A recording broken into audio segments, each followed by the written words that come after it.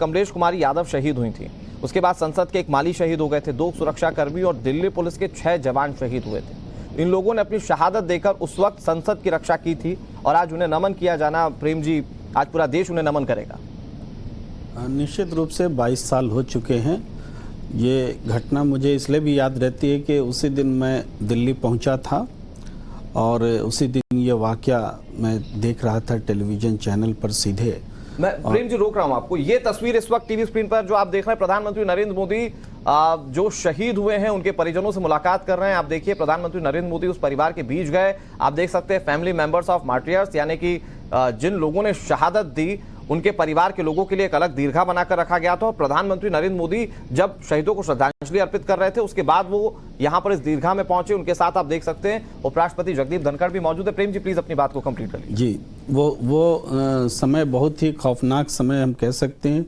उस समय आतंकवाद का जो तो ये दृश्य आप देख रहे हैं संसद भवन परिसर से, और ये प्रधानमंत्री नरेंद्र मोदी। उस समय आतंकवाद जो है परवान चढ़ रहा था, संसद पर हमले हुए और वो कंधार विमान अपहरण की भी घटना याद आती है।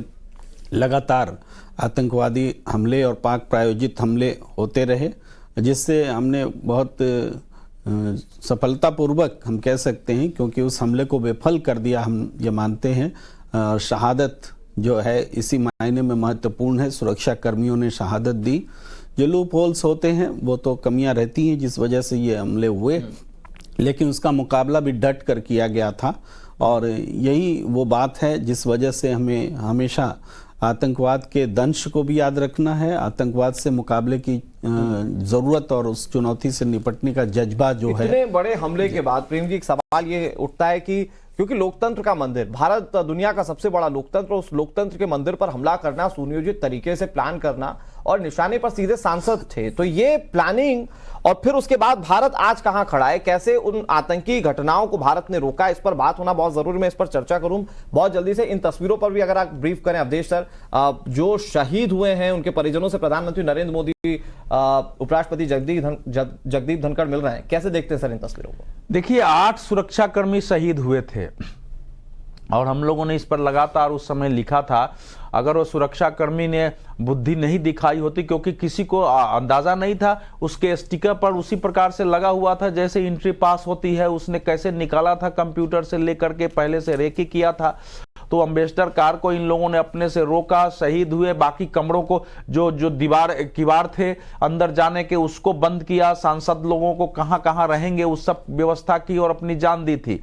तो जाहिर है कि ये देश कृतज्ञ अगर है तो केवल याद नहीं करना, उनके परिवार के लोगों को वो सम्मान देना, उनका परिवार आगे ठीक से जीवन जिए, इसके लिए उनका आर्थिक खर्च वहन करना, ये देश ने किया था। आरंभ में कठिनाई थी, लेकिन इसका जो सबसे दुर्भाग्यपूर्ण पहलू था कि हमले के लगभग 6, 7, 8 महीने बाद जो उसको लेकर के देश में एक अलग किस्म की लड़ाई शुरू हो गई सेकुलरिज्म को लेकर के। जो अरेस्ट था उसको निर्दोष साबित करने की, दिल्ली यूनिवर्सिटी का एक प्रोफेसर था उसको निर्दोष साबित करने की, और जिस ढंग से आज ये कुछ हमारे देश के नामी अधिवक्ता अलग अलग मानवाधिकार के नाम पर केस लगते थे, वैसे ही हुआ।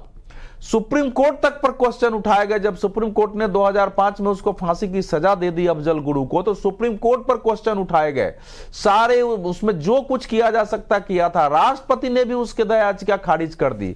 लेकिन स्थिति यह थी कि इस देश की पार्टियां अफजल गुरु को छुड़ाने के लिए धरने पर बैठती थी, जंतर मंतर पर धरने होते थे, और उसमें सभी कम्युनिस्ट पार्टियां, समाजवादी पार्टी, कांग्रेस के नेता भी आके बैठ जाते थे, जबकि ये कांग्रेस के शासनकाल था। कांग्रेस में अंदरूनी लड़ाई शुरू हो गई थी। लेकिन जब इतना दबाव बढ़ा, भारतीय जनता पार्टी ने इसे उठाया, दूसरी पार्टियों ने उठाया, नरेंद्र मोदी ने इसको मुद्दा बनाना शुरू किया। उसके बाद फिर फरवरी 2013 में, आप सोचिए 8 वर्ष बाद, तब जाके उसको जल्दी जल्दी में फांसी की सजा हुई। प्रणब मुखर्जी राष्ट्रपति थे, उन्होंने तुरंत उस पर साइन किया और उसको सजा हुई थी। और हैरान